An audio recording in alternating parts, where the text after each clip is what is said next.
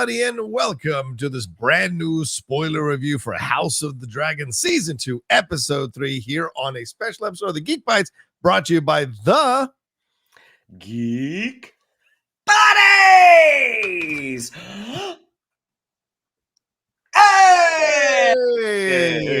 All right, we are back to go into the world of Westeros, Shannon, one more time this week. Of course, we've got a few more episodes to go before the end of this season, but wow, what an episode this was. A lot of conversation, almost no fighting. We saw the after effects of a fight. We saw a dragon chasing a couple of, or a few horses in an open field. And we got a lot of intrigue and compelling conversations going on between these characters as the pieces are slowly moving into place here for this Dance of the Dragons. What did you think of this overall episode here? The Burning Mill, written by David Hancock and directed by Geeta Vasant Patel. You know what? I really liked it. Like, I saw a couple of things online about how it feels like the characters are just kind of running in place, that a certain reunion, in this writer's opinion, spelled doom for the show. I mean, I don't disagree that could we have used a little more action? Maybe, but again, I'm so taken in by the compelling conversations, as you already mentioned, Johnny. Like, I was really, really happy with it. And I think maybe it's because these actors have such a good hold on their characters that I'm invested anytime there's any sort of character buildup, any sort of character work. I mean, I don't disagree that the only storyline that I'm not totally into is the White Worm at this point. It's sort of like, it's like, it's fine. It's fine. Is it as good as Daemon confronting the Lord Strong of Harrenhal? No. Is it as good as that great reunion between Rhaenyra and Alicent? No. It's not bad. It's just, could that have been pushed aside for something a little more compelling? Maybe. And again, this is no fault of the performers. It's just when you look at everything that is going on, I think maybe that real estate could have been used for something different. That being said, it could be laying the groundwork for some things that, some important things that are going to be upcoming. But as of right now, I really like the episode. I'm still very much into the show. I look forward to Sundays on HBO again. Yeah, for me, I feel the same way. I really loved this episode. And maybe it's because you and I, we're actors. We really appreciate like watching great material being interpreted really well by very talented people and who are finding the nuance and the complexities and the little micro emotions that are going on and the changes. I mean, we're going to get to all of, obviously, the Alicent and Rhaenyra scene, but I mean, Emma Darcy's reaction when they hear Alicent say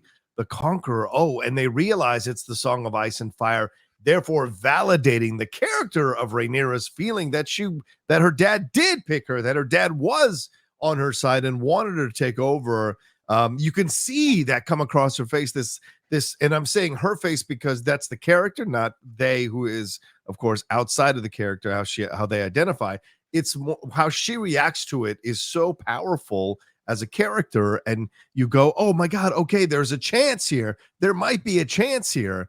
And then it's gone. It's that kind of performances and acting throughout that I thought was fantastic. We get Freddie Fox from Slow Horses coming in to be Gwain, getting him to come in because he was in episode 1. People might forget he was in the first episode of the first season. He was part of that tournament when they were having the fighting. So he never took his helmet off, but that was him playing that character. So now he's back. Now we have the character of Ulf, who had been presented last episode, looking up at the dead rat catchers. He is now part of the Targaryen blood. Hugh, he might be a dragon seed rather. Hugh, who we've met already for 2 episodes, might be a dragon seed as well. These characters are going to play important roles as the show goes along. So to me, this is what they're doing. They're laying the groundwork for everything, because when we get to the action, when we get to the battles, when we get to the fights, it's going to have so much more weight and resonance because people are going to die. People are going to experience pain and injury, loss, what have you, and we've got to move people into position and really understand what everything means and what their motivations are, so that when everything pops off, it's a hell of a situation. So I liked this episode. I thought it was over before I knew it was over. It was compelling. It was interesting. It was thrilling at times with some of the back and forths, and you saw each one moving politically into the positions they need to be in in order to be in power before the Dance of the Dragons happens. All right. Well, anyway, we're gonna jump into specifics of the episode here. Just want to let you all know Michael couldn't join us this week. He's out of town, so he will be back though next week for our Game of Thrones conversation or House of the Dragon conversations here. But he is just out of town this week, so just want to let you all know that why he's not on the review with us today, Mr. MK Toon. But all right, we're gonna break it up into this: the Greens' actions, the Blacks' actions. And then at the end, Shannon and I will discuss the Alicent and Rhaenyra scene as a whole. So with the Greens, Shannon, we opened the show with this Brackens and Blackwoods standoff, which is essentially like the Hatfields and McCoys, for those of you old enough to remember that, for a House of the Dragon here. But eventually leads to the aftermath of a bloody battle. It's kind of a bit of I guess, a foreshadowing of what is to come here in the Dance of the Dragons and the uselessness of war, really. I found this to be an anti-war episode in certain ways, Shannon. And so we see Criston Cole prepping for his new role as the Hand. We see that Aegon's buddies who were hanging out drinking with him by the throne are now a member of the King's Guards because of Jaehaerys's beheading, and they give Criston no respect, which is so fun to see. Criston at the council here wants to claim Harrenhal, says he wants to take a small party of soldiers to the Riverlands to meet up with the Brackens, who won this battle that we saw there. And Aemond and the dragons have to stay behind, though. And then we cut to Gwain Hightower out in this area, as I mentioned, Freddie Fox from Slow Horses showing up. It seems probably by Alicent's request, because Alicent wasn't a fan of Criston wanting to take this step here to try and take over Harrenhal, and he forces his way onto Criston's team, and you can sense the tension here, Shannon. And then Cole asks for Alicent's favor. I imagine this is House of the Dragons versions of a pity fuck, because she gives it to him, but he tries to rub her finger. She's like, "Yeah, we're good. You just take the handkerchief here." Then we cut to Gwain riding ahead of Cole later on, and the encamped troops, because they want to stay at an inn. His crew does. This exposes them out in the open to Bela and her Dragon Moon Dancer. They barely escape, and now Gwain is deferring to Cole. So let's just stop there, and then we'll get to the rest of the Black stuff. So your thoughts on Gwain coming in? Your thoughts on the opening here between the Blackwoods and the Brackens, and this idea that Criston Cole now all of a sudden wants to play a hand after Eric has been killed by Eric in his mission last episode. Your thoughts here, and the tension and what's going on with Alicent and Criston Cole here. I think your analogy of the Westerosi Hatfields and McCoys was right on. They talk about this later, how the Brackens, the Blackwoods, they never liked each other. Right. They're using this sort of civil war as an excuse to go in on each other again. And even though I guess the Brackens won, as they pull out, it looks like everybody's dead. Yeah. I mean, it looked like there were really no winners at the end of this. But yeah, I mean, I think it was a really good way to illustrate what's going on between the Blacks and the Greens, how it is starting to infect the rest of the Seven Kingdoms, and how it really justifies what Rhaenyra tries to do later in the episode. Criston Cole, like, Aegon's buddies, like, they're knuckleheads. I mean, they really are. And Criston Cole, we all know Criston Cole's a son of a bitch. So, True. Like, watching the utter disregard that they kind of give him, and as he goes into this meeting, and you see Alicent not thrilled with her lover at this juncture. They're talking about this really rash scheme of trying to go in and take Rhaenyra out, and like his Aegon thing saying, yeah, we had to replace the King's Guard, the King's Guardsmen that we lost. And what is it? Lord Jasper is just kind of like, some would say, won needlessly. I'm like, he's really great at playing devil's advocate. Yeah. I mean, for as long as he stays alive. Yes. I mean, he's great at the Monday morning quarterbacking. Yeah. But at the same time, it's clear that they're not really listening to him. Aegon doesn't really listen to anybody. The only person that he was going to listen to, and it was begrudgingly, it was Otto. And now that Otto is gone, Aegon's just kind of goes where the wind blows. Mm-hmm. And you can see that is a recipe for a disastrous ruler. is someone who does not have a vision. That they just kind of go, if you whisper loud enough with something that they're the most interested in, that's the way they're going to go. Right. I love the back and forth between Alicent and Criston Cole. Fabian Frankel, to read last week that Fabian Frankel is like, I guess, turned off his social media or limited the comments or whatever, because there are certain members of the fan base who can't really separate reality from fiction.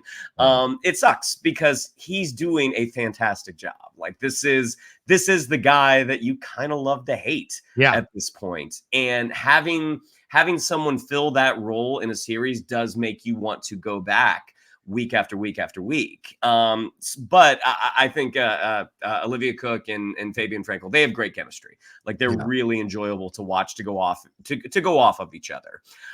Introducing Freddie Fox, Webb from Slow Horses. Come on. Great actor. Another actor is just like, the moment that you see him and he's in his perfect armor with his perfect hair, it's just like, oh, this is a dandy. Even as they're putting on like their helmets, you see Criston Cole has that helmet that has like the nose guard of like, this is someone who has probably seen a lot of battle. And then you see the helmet that Gwain puts on. And to me, that looks like, and again, I don't know my medieval history that well, but that helmet, I'm like, oh, he's vain. Like, there's nothing covering his face. It's more like an archer's helmet, a helmet that you're going to wear when you're, much further back in the lines. But it's like, this is vanity. Like, no. Why would I cover this? And agree, the moment that he does try to, or rather, Christen tries to extend that moment with Alicent, that kind of, nah, I'm good. Yeah. Watching, again, Gwain wanting to say, like, my nephew would not begrudge me a night of comfort. Again, Criston Cole, son of a bitch, but he's a good soldier. And he's like, this is a bad idea. But yes, you are the king's uncle. So I can't outright say something yet until they spot Moondance. It's like, we're in trouble. Let's go. Like, that was in an episode that was kind of lacking some action. This was a great sequence. I mean, even if all it was Bela dive bombing where the horsemen were, that still was really exciting. Like, you get the sense of the power of these animals, not just from the way that you see Moondancer sort of tuck in its wings as it's descending, but also the reaction that Criston Cole and the other soldiers have is like, oh, we are literal and figurative toast. If we stay out here. And then, as they're under the trees and you see Moondancer just kind of, glide over, like trying to look like, where did those last holes go? And that moment that Gwain is just kind of like, okay, I need to shut my mouth and listen to this guy. And his Criston Cole's last line, that no fucking ends. I was like, great writing, great moment. Yeah, the power dynamic has now switched because Gwain was clearly not giving a shit about Christen. And I absolutely believe Alicent called him in to be a part of this so that she could monitor what Christen was doing, because she's not a fan of Christen pulling this move of going out there. Look, trying to get Harrenhal obviously is a good idea, but doing it with a limited amount of resources, with the king's army not 100% put together yet, you could argue that it is a bold decision. It's also a stupid decision, possibly a headstrong decision here, because he's maybe feeling guilty about the Eric situation, and he's been exposed for what he did in that decision last episode. So doing this is kind of dangerous. So maybe Alicent wants to monitor this thing. And later we're going to get to, in a second here, how Larys tells Aegon, look, if you go and do this, Alicent's going to rule in your stead. And so there's this feeling that Alicent is this person they have to deal with, but that is also kind of dangerous because she might be moving some pieces in the background to put herself in a position of power. So there's this situation, because I'm sure there are people there who believe that she fabricated this deathbed coronation of Aegon so she can put Aegon there. And certainly Otto exposed it in the last episode by scoffing at it. And so it's clear that there are people who believe this. So believing that she would manipulate a situation so she's in control is not out of the realm of possibility. So bringing Gwain in only reinforces that for people who already might have that belief. But I like this, and I thought they were going to kill him off. I did my reaction, which is out now. I thought they were going to kill him off already, and I was mad. Like, I was like, no way are they killing Freddie Fox off this quickly? And thankfully they escaped. But the switch in dynamic is going to be interesting because, as I said, if Alicent sent him and now he like respects Criston and gives into Criston, that removes even more power of Alicent over yet another male in her life. So that's going to be interesting how that plays out overall. But yeah, the episode certainly beginning with the idea that the uselessness, the needlessness of war, that so many people die over the most stupidest things. And Rhaenys, which we're going to get to, telling Rhaenyra, like, who knows how these things start? Who knows? Everyone's going to find their convenient starting point for their own narrative and their point of view. And I think that's a commentary on what's going on in our world and what has gone on in our world for decades, man. So I thought all this stuff that was going on here to open the show was very, very interesting. All right. So Alicent, we see later, we cut to Alicent talking with Halaena, who unexpectedly just like blurts out that she forgives her for having sex with Criston while her son was getting beheaded, which she was. You see, Alicent is like really emotional about that forgiveness, and she also says something about sadness is the constant state of motherhood, which is really a downer. Later, as I said, Larys is talking to Aegon, and Aegon wants to go, even though they told him, you can't go to war, you shouldn't go to war, you got to stay at the castle, Aemond's going to stay to protect you with the dragons, you can't go to war. He is preparing to go to war with his boys cheering him on. And then Larys comes in, and Larys, as I said, uses Alicent as a deterrent, and it convinces Aegon to not go. And then Aegon dubs him his master of whispers in the kingdom. So that's going to be really interesting as that goes on here in the next few episodes. And then Aegon was like, well, if I'm not going to war, let's go bar hopping so we can get this young squire laid. He chances upon Aemond, who he embarrasses for being curled up with Sylvie, who is the lady who runs the brothel there. And Aemond, after a little period of silence, stands up. How can I say this? Cock akimbo, and walks right on out of the brothel there and says, one whore is as good as another, trying to stake some kind of strong claim in front of these guys. But while we're at the brothel, or the bars rather, we meet Ulf here, who claims to be the bastard son of Balon Targaryen, a bastard with Valyrian heritage, also known as a dragon seed in the world of House of the Dragon. And him and Hugh will play big roles in the battle to come. So, Shannon, your thoughts on these last scenes here with the Greens before we get to the Alicent and Rhaenyra scene, of course, later. The hangers on that Aegon's buddies are. His boys, yeah. They talk about, like in Once Upon a Time in Hollywood, how Cliff Booth is really a hanger on to Yeah. Rick Dalton. Right. But I think those two performers, that Brad Pitt and Leonardo DiCaprio, like they're so strong, they're such strong performers that you do really sense a bond, even though Cliff knows his fate is sort of tied to Rick Dalton's.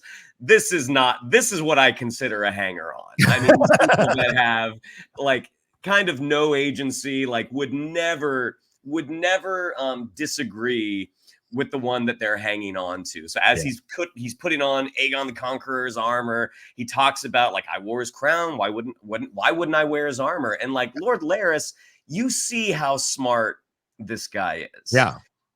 The way he comes in and he's like, well, there are some that whisper this. Like he presents he presents his manipulation as fact. Yeah. And he's basically saying, like, I have no dog in the fight here. Here is what people are saying. Yeah. Like, with you gone, your mom's going to be here with Aemond. Now, is that Alicent? Like, Alicent definitely does not want Aegon to go. Like that's a stupid idea. Very no, you are the figurehead right now. You're not the figurehead that we wanted, but you are the figurehead, unfortunately. Right. But it's like she doesn't want him. She doesn't want him to go. Aemond doesn't want him to go. He's just like, that's a bad idea. Yeah. Even though Aemond would be the benefactor of Aegon getting killed. Right. But the way Larys is able to whisper, able to just blow just a little bit, and suddenly Aegon's like, yeah, maybe I'll fly out tomorrow. The hangers on. Oh, that's a great idea. You know what? After I thought about it a little bit more, that is 100% the right decision. Hey, and if you stay one more night, we can help this squire get bedded. Watching them go out, seeing them kind of with the dregs, where we meet Ulf.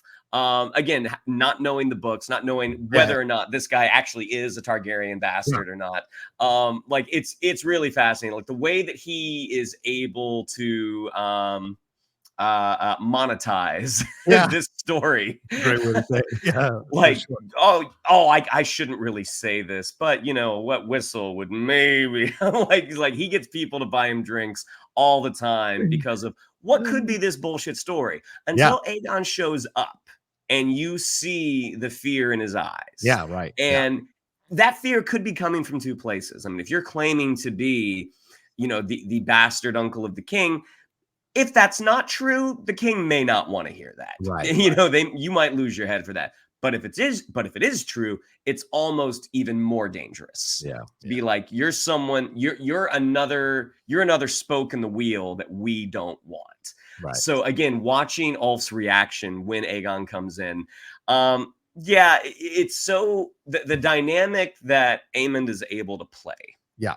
As they go in and they discover him with Sylvie, that when he is fully armored up, I mean, again, there is just that predator's look that he has. Yeah. But every time we see him with Sylvie, he is in the fetal position.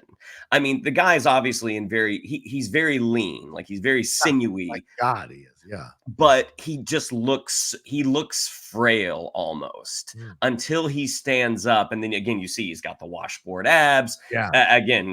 Cock akimbo. Yeah. Fully exposed. And then just walks right out naked. Couldn't care less. It is really interesting the way that he is able to play that, how he can look so fierce and so frightening one moment and then absolutely helpless like a child in the next. So again, these characters to me are just absolutely fascinating. And again, not knowing where the story is going, I'm like, hey man, he's gonna kill Aegon, right? Like he's gonna be the one that kills him. I think. I don't know. Yeah, well, here's what I'll say. I think I like the Alicent and Halaena scene because Alicent is, I don't know, I vassal between sympathy and condemnation of Alicent consistently, right? Like just how I'm always my mental state when I watch her, right? Because she is going there to essentially manipulate Halaena to not say anything about her and Kristen Cole getting it all while Jaehaerys was getting beheaded. She's essentially trying to, so it's for her own self-interest that she's trying to manipulate her daughter. But she does care about her daughter. She wants to protect her daughter. She loves her daughter. And when she says like sadness is the state of motherhood, while her daughter is like, Halaena is one of these actually really good people in this whole thing because she has some perspective that's really out there because she says like, I'm crying and I should feel sad, but how many of the people who are of lower birth suffer this all the time? And their pain is much more valuable than mine because of their condition and their state. So she has an incredible perspective for a young woman. And then she gives her mother the thing her mother isn't overtly asking for, but subconsciously wants, which is her forgiveness for not doing. So she's a giver. She knows what people want before they want it. She suspects what things are going to happen because she can see, she has that vision of hers. And so I think this is a fascinating character. So this is more about Alicent in this scene than it is about Halaena because she's clearly who she is. Alicent is the one who is making all these moves and getting into these situations and these fumbled attempts at power, these fumbled attempts at self-satisfaction because she's in a horrible situation. And so she steals certain moments where she can, but who knows what the consequences of those moments can lead to, as we saw with the Jaehaerys situation. So I really loved that. Yeah, the Larys thing was great. I mean, you're right. The way where have we heard someone go, people are saying, where have we heard that kind of logic before? Working on a weak mind, right? People are saying, I've heard people say, some people are saying, this is kind of thing to kind of twist him around. And he knows Aegon's not a smart guy. And so he's going to be able to manipulate him. And he knows that Aegon is really caring about what people think about him, as we saw with wanting to give the goats back and wanting to help Hugh and the ironworkers and pay them ahead of time, which he still hasn't done. But the love of the people matters to him. The small folk, as Mysaria said, the love of the people matters to him. So that's what Larys uses to manipulate Aegon. And you're right about the hangers-on who are like, go to war. And then, oh, you know what? I was going to say that to him too. We should stay. We should totally stay.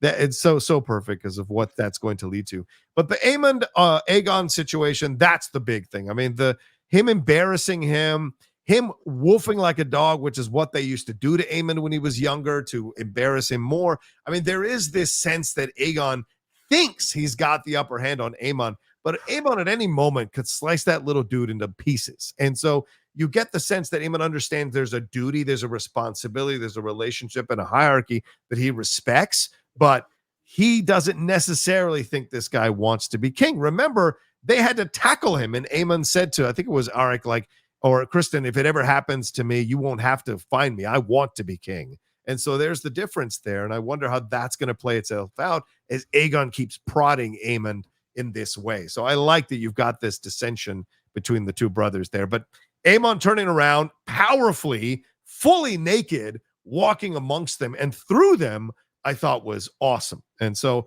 I think the show is trying to make you like Aemond, even though he killed Luke last season. There is a feeling that this guy might be the better ruler, but we'll see where it's going to go as it goes forward. I don't know, man. I mean, the way Alicent says, like, you know what Aemond is. Yeah, I mean, that's a fair point. he would maybe be a stronger ruler. I don't know if that's necessarily a better ruler. He'd have a vision, as you said. He'd have a vision for sure. Even with the one eye. Oh, Jesus. All right, let's take a quick break. We'll get into what's going on the black side of things and and that Alicent and Rhaenyra are seeing on the other side of this right after that. Do do do do do do do do do do do do do do.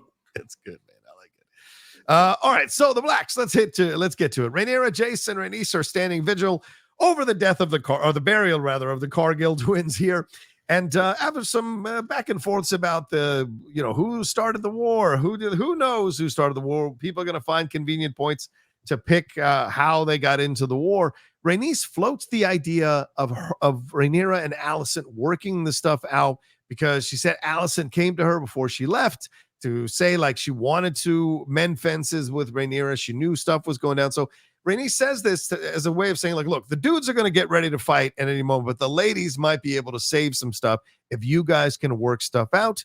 Then later, Mysaria and Rhaenyra takes it into consideration, clearly. Mysaria and Rhaenyra later have a conversation about her being Rhaenyra's master of whispers, as in essence being her Larys, in exchange for Mysaria helping her out with the Eric and Eric situation in the last episode. So that comes to bear in just a little bit. Then we see Daemon land at Harrenhall with Caraxes, and he takes over Harrenhall. Lord Simon Strong goes, go ahead, man. It's all yours. No big deal.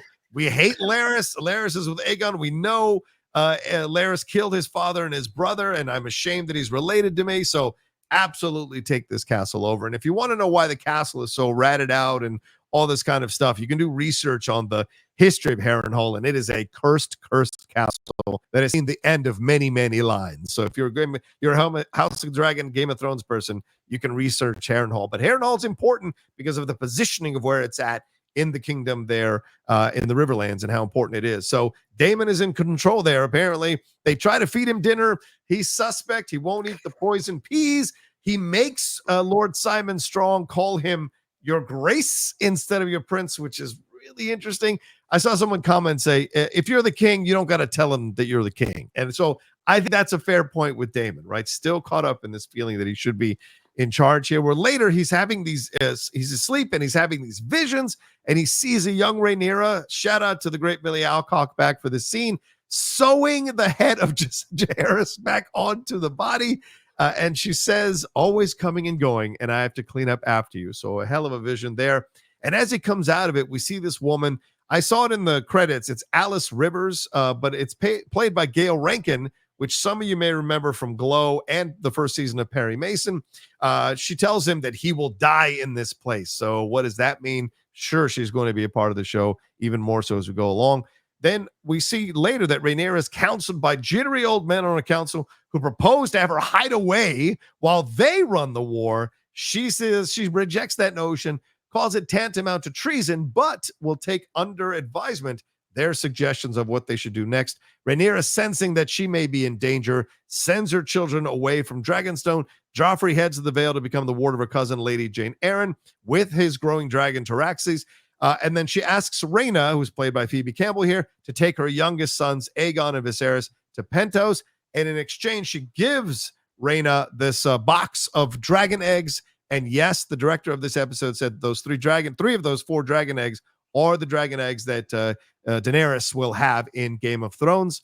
And then Rhaena and Baela as sisters embrace without knowing if they'll ever see each other again. So, Shannon, your thoughts on what went on here with the Blacks here, and Rhaenyra essentially figuring out that she has to go and sue for peace here, Mysaria helping her and what have you, and also what's going on with Daemon here at Harrenhal, and Rhaenyra sending her people away, sending her family away, and the council stuff.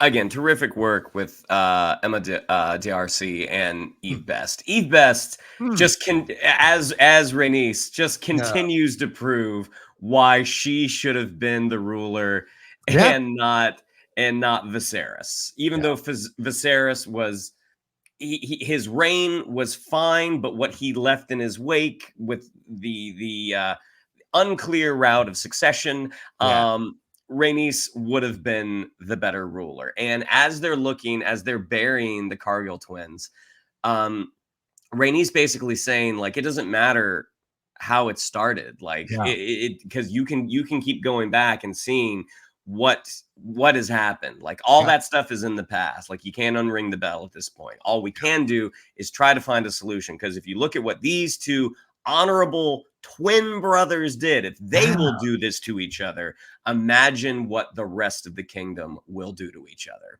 And that path to Alicent, like, Alicent is the one that you can actually speak to. And when you were basically saying she sent a raven, I'm not going to look at it. That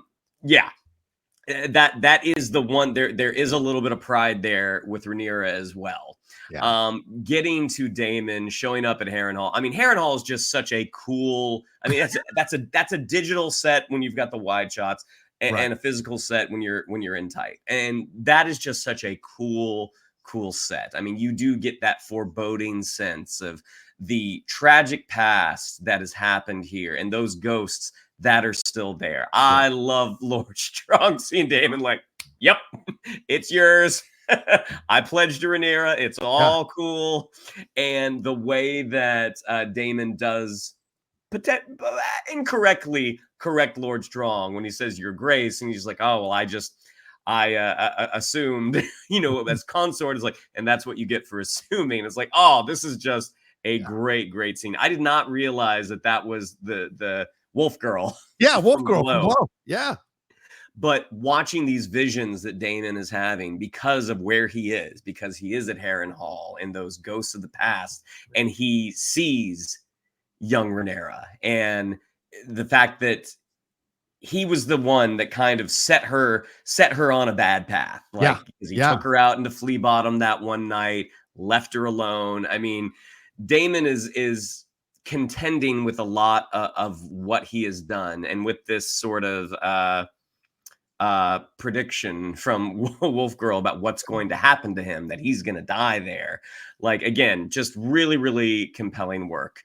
Getting to Rhaena, as Rhaenyra says, I'm going to send you away. You can tell Rhaena doesn't want to go. Like, she's been given this kind of what she views as kind of busy work.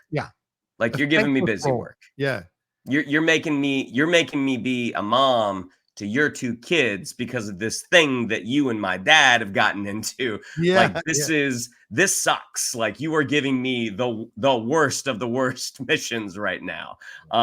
Going back slightly to Rhaenyra and her small council, again, what a bunch of assholes she has. I know. On the council. Anytime, like, they're like, let loose the dragons. Like, dragons are nukes in this world. And it's like, if we let a nuke go, they're going to let a nuke go. And then everyone is going to be absolutely decimated. I mean, you do see the logic and the sense that you are getting from Rhaenyra and from Alicent, like that restraint of, like, even though, like, yes, they are on this path, but it's like, if we push that red button, everybody pushes their red buttons. And no one wins here. And that's I agree with you, because you go back to Alicent's scene with her council, with the council there that the king was having, the king's council. She said the same thing. We got to wait until all the king's troops are together, the armies are formed, we're aware of who's on whose side, all the houses squared away, then we'll go to war from a position of power. Why are we rushing into this? But of course, she doesn't have control over the men in her life because, it's a patriarchal society. They're going to do what they want to do, and they're going to ignore her when it's convenient to ignore her. Aegon certainly doesn't give two shits what she has to say about anything. And so by extension, Criston doesn't either, because now as the hand of the king, he is essentially have Aegon essentially his shield to do what he wants to do. And Aegon probably respects that Criston wants to go and fight, wants to get into battles, because Aegon can't, even though he wants to. And so, yeah, you're right. And so on the same side, Rhaenyra is telling these minor lords, like, y'all need to calm the F down.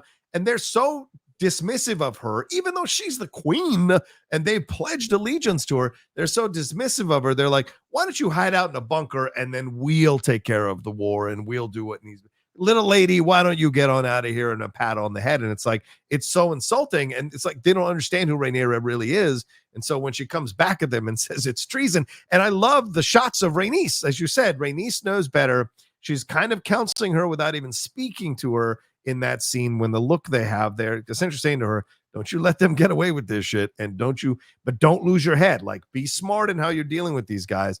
And she says, it's treason, but I'm going to take it under advisement what you guys want to do, and we'll figure out where we go from here. Because the dudes, of course, because dudes are built like this, they want to just go into it and be aggressive and what have you. It's not that there aren't great military commanders, obviously, through the history of time that were men, but certainly in this show, we're seeing that men have an aggression to jump into battle and war and aren't smarter about it in how they're approaching it. So we'll see how that plays out, which I think is fascinating when you look at it, how it all breaks down. And the Rhaenys stuff is interesting because Rhaena doesn't have a dragon, so she has to wait even longer. And I don't know what happens to her, so I'd be curious to see how this all goes down for her, taking care of these kids, what it leads to, and what have you. But but the Mysaria situation, I think, will be interesting, and we'll get into it next year. Shannon, let's get into this final scene. It's time, right? Shall we do it?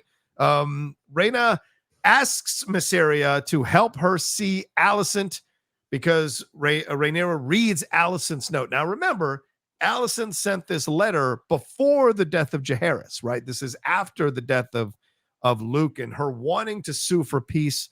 But Rhaenyra, as you said, Shannon, in a bit of arrogance, a bit of ego, didn't even read these letters. So now she finally reads the letter. She sees that there is a real emotional plea from Alicent to find a way for them to figure this out. So as I said, she goes to Mysaria to help her get to see Alicent. Rhaenyra goes on the boat here because Mysaria says there's boats that go in and out and people don't even pay attention. And she dresses as a Septa. Hello, Hannah Waddingham. That's what I thought too. Shame.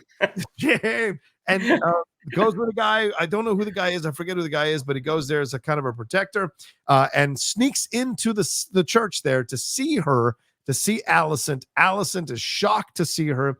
They discuss Viserys' dying wish. Alicent is initially adamant that he said what he said about Aegon, and Rhaenyra starts to believe her, and really you can see in her face that she believes her. The character believes her, not obviously.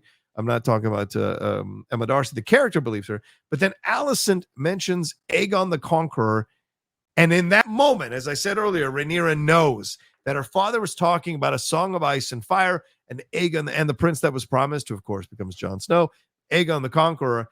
And that's when she realizes that her father was talking about this story, not about Aegon, Alicent's son. And Alicent herself realizes when Rhaenyra counters with what she says. And in that moment, you see Alicent doing the calculations in her head, and she decides that it's too late, that they can't turn back. She heard what she heard. She's not changing her mind now. And even though countless lives are going to be lost because she can't remove her kids from power, she defiantly turns on Rhaenyra and walks out. And Rhaenyra realizes in that moment that the opportunity to stop all this bloodshed is gone, and that Alicent has no control over the men in her life there in power, and then there's no way to going back, and war it will be. And next episode, the title is Dance of the Dragon. So I imagine we're going to get battles here in the next episode, leading from this last attempt to find peace. Shannon, this reminded me very much of the dinner scene from season 1, where they almost put everything together, but then Daemon and Aemond went at it. So what did you think of this scene overall? What are your feelings about this scene? What worked, what didn't work? And then what do you take out of the exchanges they had here about both of these characters?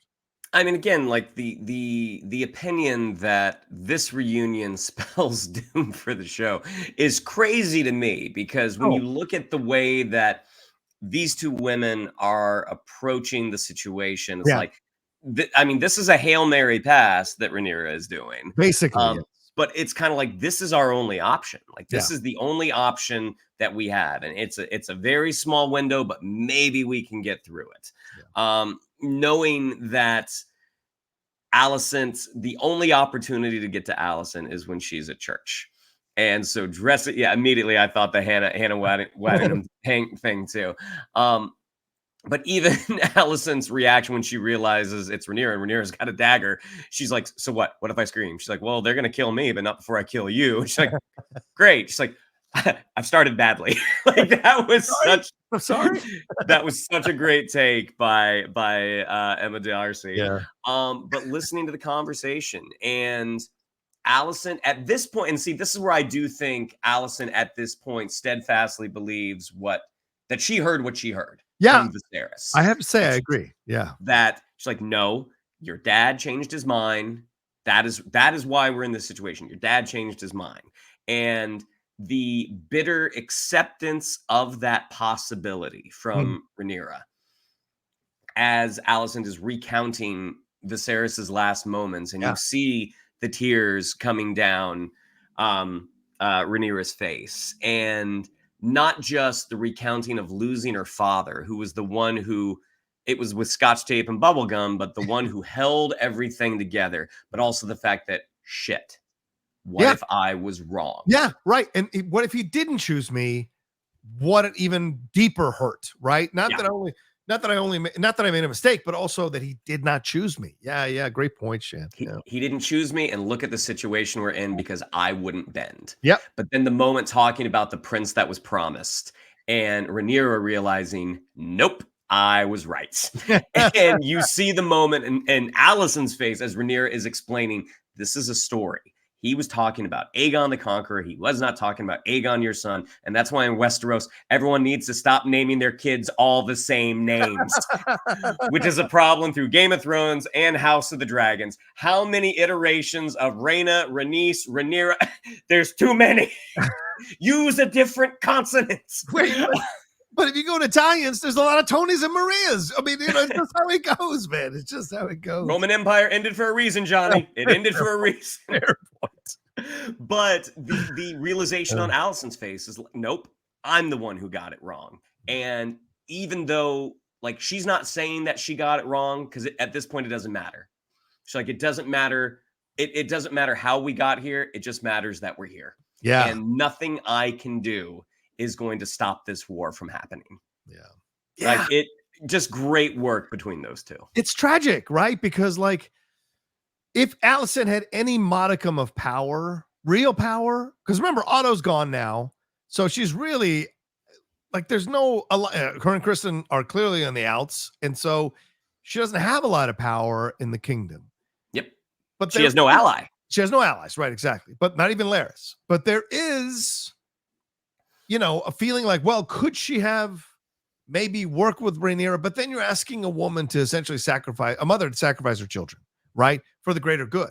And I think that's what's tragic about it. It isn't just that the situation is the way it is because Viserys wasn't clear at the end or was mumbling or whatever. And yes, maybe Alicent, look, it's not another own possibility. Alicent heard what she wanted to hear and was adamant about it. And then when she's confronted with it, she can't change her mind. It's too late to come back.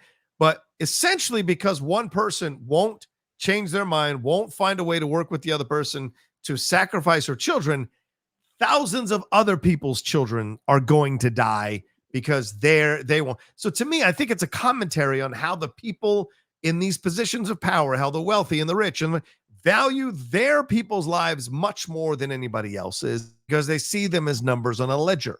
And so when I'm looking at this, and I thought the opening scene was a foreshadowing of what we're heading to.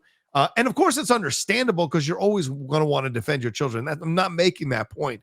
But what I'm saying is sometimes the greater good, because you're in a position of power, you have a greater responsibility to do the bolder things, the more unsavory things, the more uncomfortable things, because you're saving other lives down the road. But not everyone can see it that way, certainly, and that's why we get into these situations. But it's nothing but tragic. Let's just like the dinner. It's nothing but tragic.